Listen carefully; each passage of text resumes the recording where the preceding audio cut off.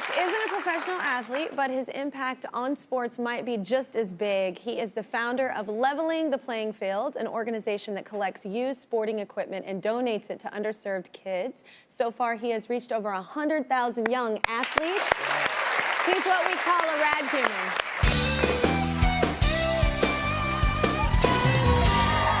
Please welcome Max, everybody, to the show. Meet Dion. Well, so you call it a food bank, but for sports equipment, right? Yeah, absolutely. So, over the last couple of decades, the cost of participating in youth sports has grown astronomically. And so the socioeconomic divide when it comes to youth sports is huge. The cost of sports equipment is one of the most significant financial barriers that exist, right? Yeah. So, real serious issue, usually not a simple solution to those types of things. The beauty of what we do is that the solution to that exists in abundance, oftentimes just sitting in garages that are maybe 1 or 2 zip codes over from where the need is. Yeah. And so what our organization has done is applied a model that has been proven for decades. Food banks, book banks, diaper banks, clothing centers, they, for a long time, have been very great at collecting a resource that's in abundance in some communities, redistributing it to those where it's really desperately needed. And we have applied that exact same model to sports equipment. And it's cool being here with Coach Prime because one of his quotes is something we say in our warehouses all the time, which is look good, feel good, play good. And that is so true with youth sports. Kids need to have the stuff that they need.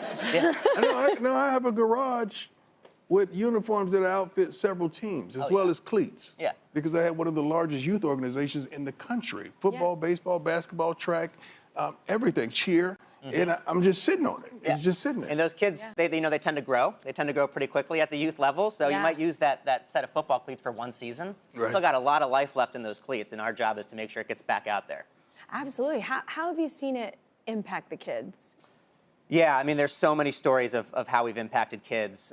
One in particular I'll just talk about in Philadelphia, one of our warehouses in the city of Philadelphia. First of all, our warehouses are full of equipment because of the support of our communities. And one of those supporters in Philadelphia is the Bryn Mawr Running Company. It's a running store outside Philadelphia.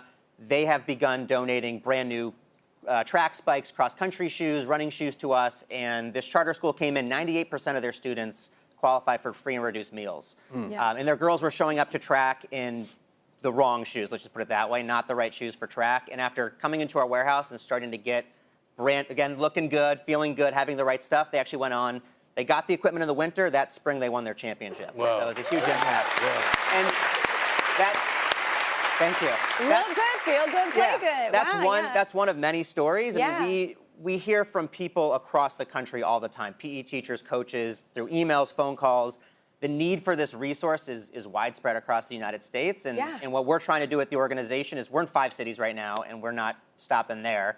We want to basically become the Feeding America for the youth sports industry and make sure that we can really remove the cost of equipment as a financial barrier for kids across the country if we can bring our warehouses to all of these cities. Yeah. No, I was one of those kids that couldn't afford stuff like that. I was the one that had the shoes that made the black marks on the basketball floor because they were cheap. But it does affect you. It affects how you play. It gets in your peer head. Pressure. Yeah, it definitely is that. How do you feel like sports really impacted your character, like your confidence? Everything. I feel like it did with singing if it wasn't for me. for sports, it wasn't for this gentleman, Coach Dave Capel, coming over to the hood to grab me, to give me an opportunity to play on the other side of town, that opened my eyes, and I saw everybody's on the team, their parents owned something. So I didn't fall prey to the drug dealers and the things, and the people, places and things that most people got into and got entrapped by, because I had seen more. And I'm thankful for Coach Capel, he's passed away now, and his wife, Helen, to just bring me into their own home and their hearts and just bless me with vision. And I haven't looked back since. Well, we know the DC United Foundation is already proud to support Leveling the Playing Field because they believe every kid deserves a fair chance to play. And they want to do more, so they're going to donate $10,000 to help out. Thank you. I have to ask real quick, though, for people at home, if they want to donate equipment or if they want to donate money to buy equipment, where did they go? Yeah, so many parents out there understand how important playing sports is to their kids. They also know how darn expensive it is when they go to the store. So please go to our website. There's so many ways to get involved. Volunteer in one of our warehouses, run a collection drive, raise money for us. Our organization is powered by our communities and grassroots support. So if you believe in what we do, go to our website, please.